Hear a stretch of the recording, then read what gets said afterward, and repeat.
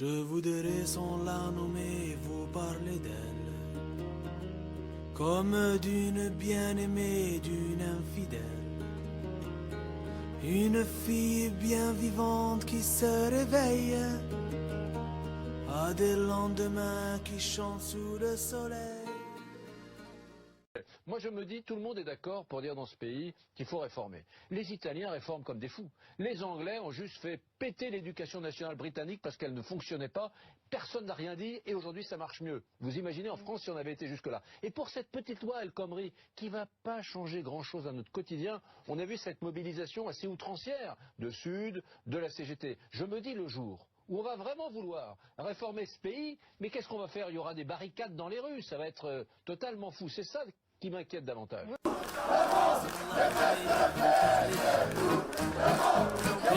d'une bien-aimée, d'une infidèle. Une fille bien vivante les cheminots, qui les se éboueurs, réveille. c'est la solidarité. On a organisé la grève générale en France. Et on va taper dans les caisses de l'emploi, on va taper dans les caisses de l'emploi, on va paralyser le pays pendant longtemps. Et on veut immédiatement le retrait de la loi El Khomri. Qui souffrait se met en grève. C'est elle qu'on emprisonne, qu'on trahit, qu'on abandonne, qui nous donne envie de vivre, qui donne envie de la suivre jusqu'au bout. Jusqu'au bout. Je voudrais sans la nommer lui rendre hommage. Jolie fleur du mois de mai, fruit sauvage. Une plante bien plantée sur ses deux jambes. Et qui traîne en liberté. L'Euro commence dans 2 jours. Est-ce que votre objectif, c'est de perturber cet événement sportif? Notre objectif, il est beaucoup plus simple que ça, c'est d'obtenir le retrait de la loi El Khomri et une réglementation ferroviaire à la hauteur de ce qu'il y a aujourd'hui. L'euro, c'est dans le paysage comme le reste, et là, l'enjeu, c'est nos conditions de travail à la SNCF, dans le ferroviaire des boîtes privées et dans l'ensemble du monde du travail pour les 10 ou 20 prochaines années. Et donc un match de foot ou même un euro, c'est complètement secondaire par rapport à ce qu'on est en train de discuter. Je ne sais pas vous, mais moi, ça me retourne les tripes de voir des lycéens qui sont embarqués, de voir des flics devant les lycées, de voir la police qui rentre dans les universités, de voir la police qui réprime des jeunes qui se battent pour leur avenir. Qui souffrait se met en grève. C'est elle qu'on emprisonne, qu'on trahit, qu'on abandonne, qui nous donne envie de vivre, qui donne envie de la suivre jusqu'au bout. Jusqu'au bout. Jusqu'au bout. Jusqu'au bout. Je voudrais sans la nommer vous parler d'elle. Bien aimée ou mal aimée, elle est fidèle. Et si vous voulez que je vous la présente, on l'appelle révolution permanente. C'est elle que l'on matraque, que l'on poursuit, que l'on... Manuel Valls, le Premier ministre, n'exclut pas l'hypothèse de la réquisition de personnel de la SNCF pour s'assurer du bon fonctionnement du trafic à l'occasion des débuts de l'euro. Comment est-ce que vous réagissez? Ça veut dire qu'on a un gouvernement qui est prêt à imposer contre la majorité de la population et contre les droits démocratiques la volonté du MEDEF, ni plus ni moins. Et donc évidemment qu'on est vent debout contre cette menace de réquisition. Et d'ailleurs on invite les collègues qui y seraient soumis à éviter d'être réquisitionnables, notamment en ne dormant pas chez eux, puisqu'il n'est pas question qu'on renonce à notre droit de grève parce que le gouvernement est prêt à piétiner tous les droits démocratiques dans ce pays. Nous on se bat pour les droits des travailleurs à la SNCF et ailleurs, parce qu'aujourd'hui il y a un bras de fer qui est engagé, qui n'est pas simplement une petite réforme de plus. Là l'enjeu qu'on a devant nous, c'est un tournant historique. Est-ce qu'on laisse faire un écrasement des droits des travailleurs à la Thatcher, parce que c'est ça le modèle de messieurs Valls et Hollande, ou est-ce qu'on répond à la hauteur de l'attaque, et ça veut dire une grève comme en 95, comme en 68, un mouvement d'ensemble. Qu'est-ce que nous voulons? Nous voulons tout. Nous voulons tout. Nous voulons décider dans les entreprises. Nous voulons décider dans les quartiers. Nous voulons décider dans les places. Nous voulons décider de la vie et du monde. Nous voulons décider de nos luttes. Nous voulons décider de la société. Le citoyen patron ne sera jamais l'égal du citoyen salarié. Il faut aujourd'hui que l'on serve toutes les luttes. Ceux qui sont debout dans les quartiers, ceux qui sont debout dans les entreprises.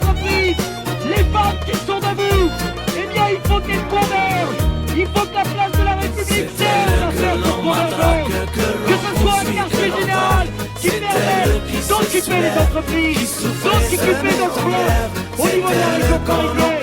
Et oui, il n'y aura pas de retraite miracle, il n'y aura pas d'esquive.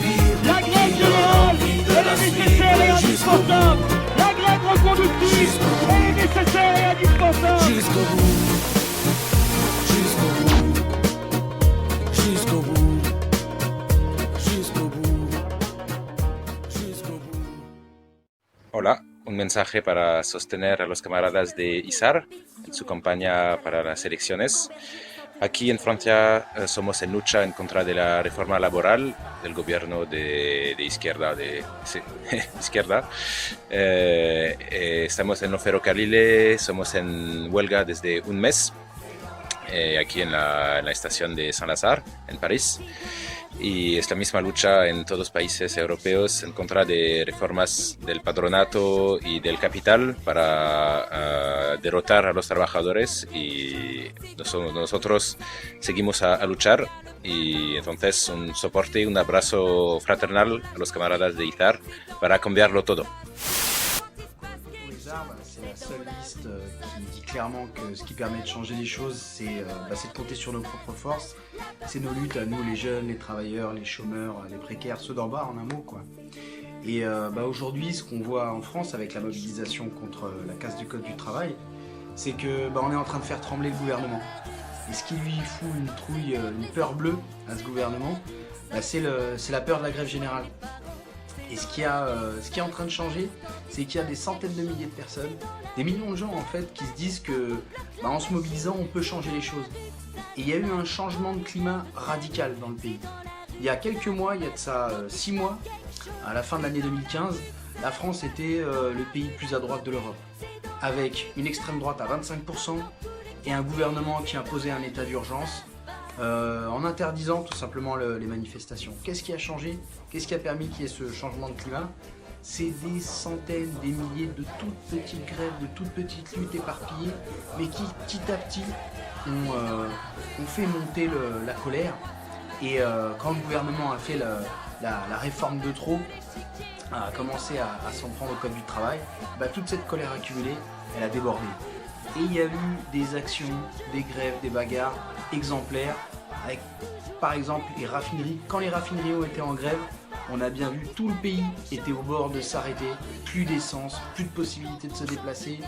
Quand les électriciens ont coupé l'électricité au chef du patronat dans sa maison d'un côté, et que de l'autre, ils ont imposé des tarifs réduits pour des centaines de milliers de foyers de gens ordinaires, non seulement on voyait que c'est notre travail, notre capacité à faire tourner la société qui est déterminante, c'est nous qui avons en réalité le véritable pouvoir, et on pourrait en réalité faire fonctionner la société autrement si tout simplement notre capacité à faire tourner cette société, au lieu de la faire tourner au profit d'une minorité de parasites, si on la faisait tourner au profit de tout simplement de la majorité. Justement, ISAR, c'est la seule force, c'est la seule liste qui défend cette idée toute simple que c'est nos luttes, que c'est que les travailleurs doivent compter sur leur propre force, que c'est nos luttes qui peuvent tout changer. Donc votez pour ISAR, la lucha para cambiar todo. Compañeras y compañeros, solo decir que en las próximas elecciones del 26 de junio hay que votar por ISAR, por Izquierda Anticapitalista y Revolucionaria. ¿Por qué? Porque plantean la necesidad de que para cambiar este mundo la lucha es el único camino.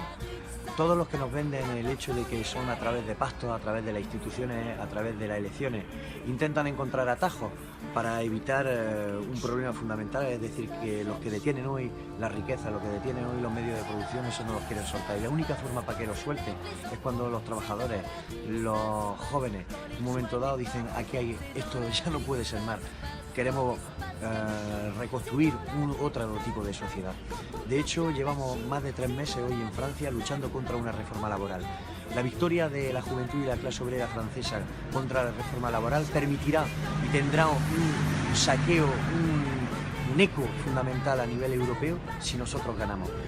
La fuerza de la clase obrera, la fuerza de la juventud está en la necesidad de ponerse en movimiento, de ponerse en huelga.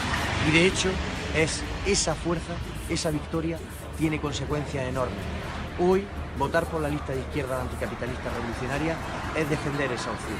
Defender la opción no fácil, pero la que dice no son las instituciones las que resuelven nuestros problemas, la que resuelve nuestros problemas ha sido y será siempre la lucha de la clase obrera y de la juventud. Por eso, para cambiarlo todo hay que luchar, la lucha es lo que permite cambiarlo todo.